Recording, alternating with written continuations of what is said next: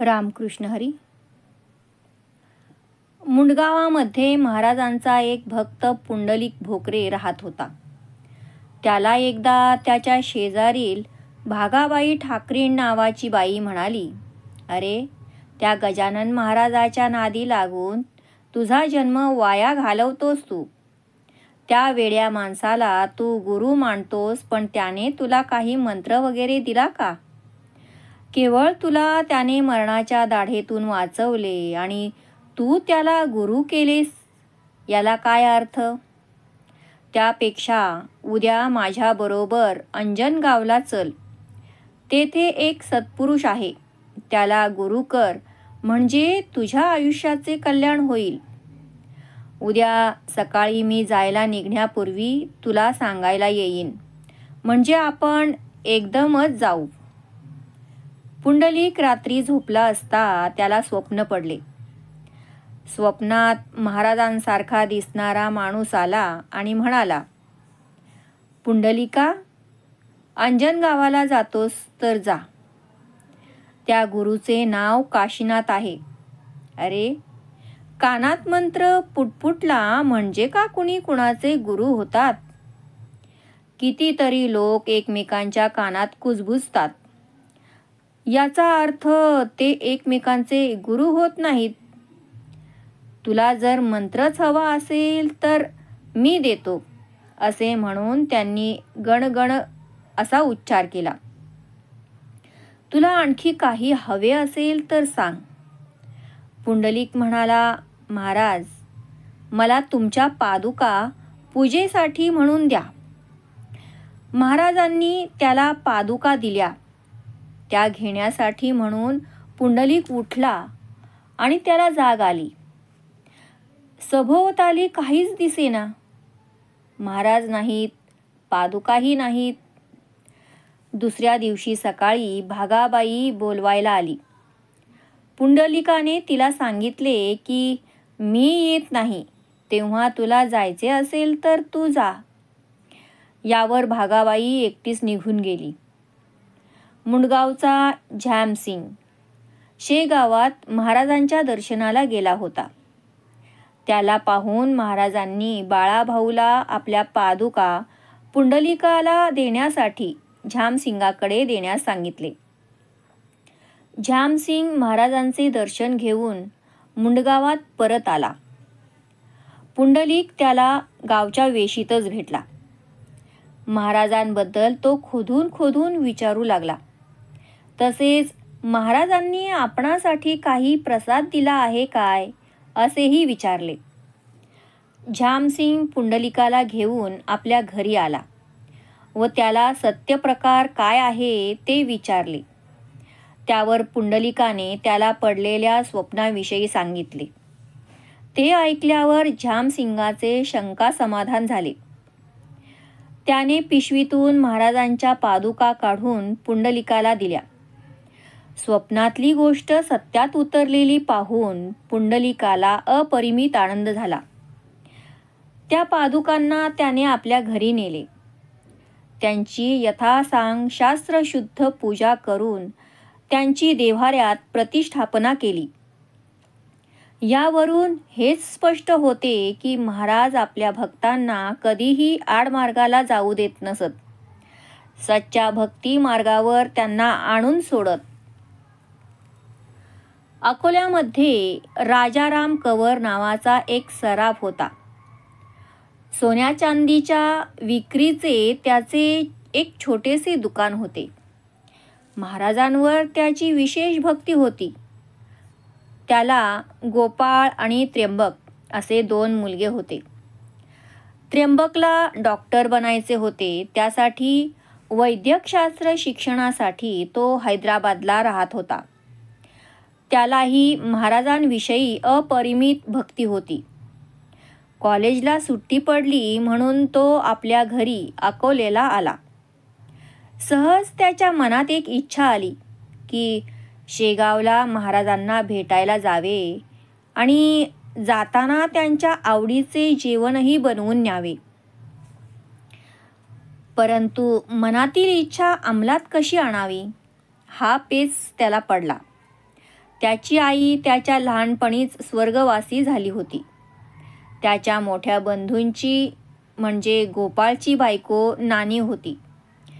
परंतु तिला आपण कसे सांगायचे या विवंचनेत भाऊ होता. त्याची चिंताक्रांत मुद्रा बघून नानीनेच त्याला कारण विचारले. तेव्हा भाऊने आपल्या मनातील इच्छा सांगितली. महाराजांसाठी आपल्या दीराला जेवण घेऊन जायची इच्छा आहे हे समजल्यावर ती आनंदाने स्वयंपाक करायला लागली. थोड्याच अवधीमध्ये तिने महाराजांसाठी जेवण तयार केले. हरभऱ्याच्या पिठाचा गरमागरम झुणका, 3 भाकऱ्या, 3 कांदे, हिरव्या मिरच्या, तसेच प्रत्येक भाकरीला लोणी लावून तो प्रसाद व्यवस्थित बांधून त्र्यंबकाकडे देत ती म्हणाली, "हा घ्या जेवणाचा डबा. महाराजांना जेवू घाला. वेळ थोडाच राहिला आहे.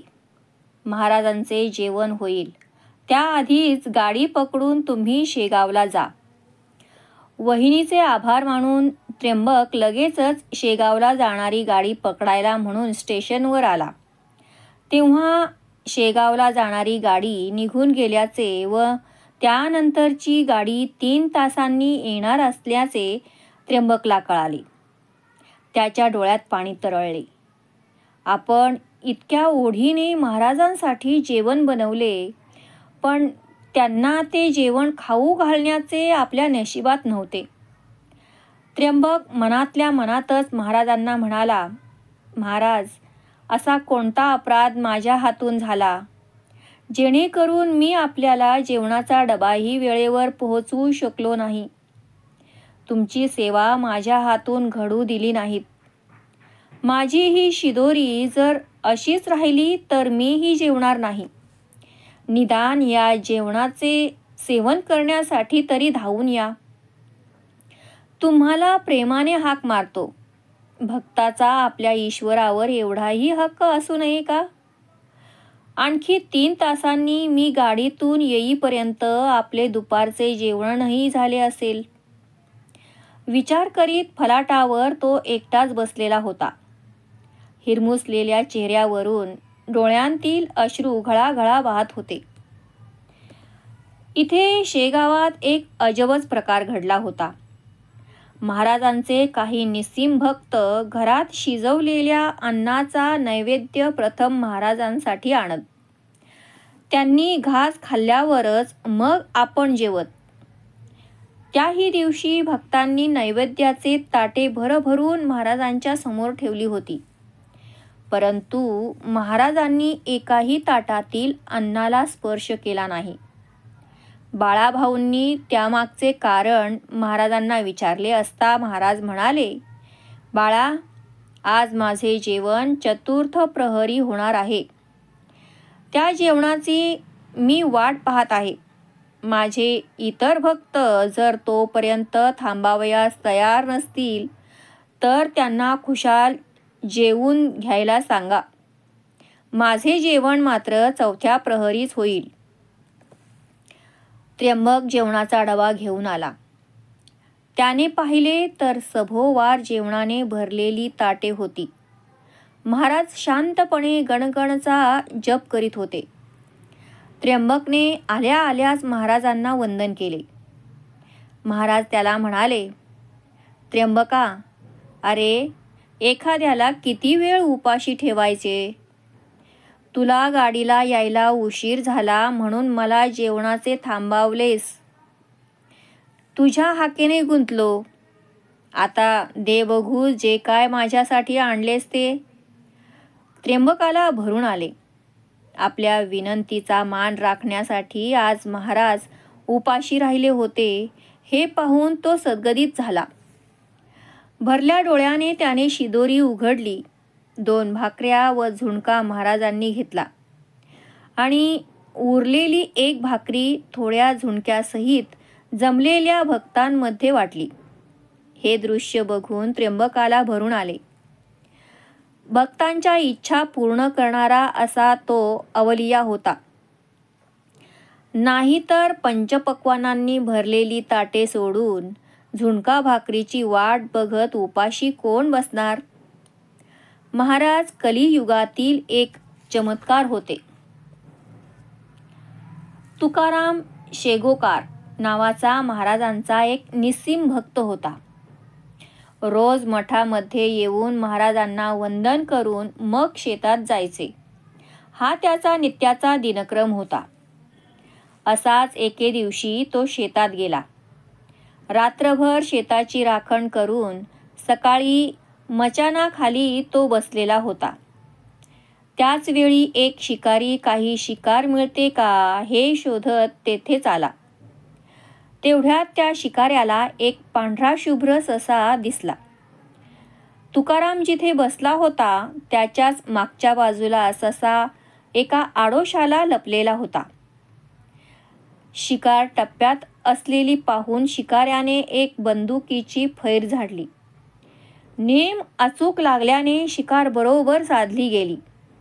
पण बंदुकीचा एक छर्रा त्याच वेळी तेथे बसलेल्या तुकारामाच्या कानामागे लागला. छर्रा कानामागे जोरदारपणे लागला इतकेच नव्हे तर खोलवर डोक्याच्या बाजूला गेला. वैद्य हकीम झाले, डॉक्टर झाले, परंतु कशाचाच उपयोग होईना. आत गेलेला तो छर्रा कुणाच्यानेही बाहेर काढता येईना. तुकारामाची अवस्था मात्र केविलवाणी झाली होती. डोक्यामध्ये मरणप्राय कळा येत होत्या. असह्य वेदनांनी जीव नकोसा झाला होता. तुकाराम अक्षरशः हैराण झाला होता. तुकारामाला एका माणसाने सल्ला दिला की या औषध उपचाराने जर काही होत नसेल तर एक कर, गजानन महाराजांच्या सेवेत रुजू हो. एक ना एक दिवस तुला नक्कीच गुण येईल. त्या माणसाच्या सांगण्याप्रमाणे तुकारामाने रोज मठामध्ये येण्याचे सुरू केले. मठाचे झाडलोटीचे कामही तोच करू लागला. रोज सकाळी मठामध्ये येऊन तो मठातला केर काढू लागला. मठ आरशासारखा लख्ख ठेवू लागला. बराच कालावधी त्या दरम्यान गेला आणि एके दिवशी मठ झाडता झाडता तुकारामाच्या कानामागून तो छर्रा आपोआपच गळून पडला. महाराजांच्या सेवेचे फळ अशा तऱ्हेने त्याला मिळाले. तुकाराम आनंदित झाला. त्यानंतर मठ झाडण्याचे काम मात्र त्याने शेवटपर्यंत चालू ठेवले होते.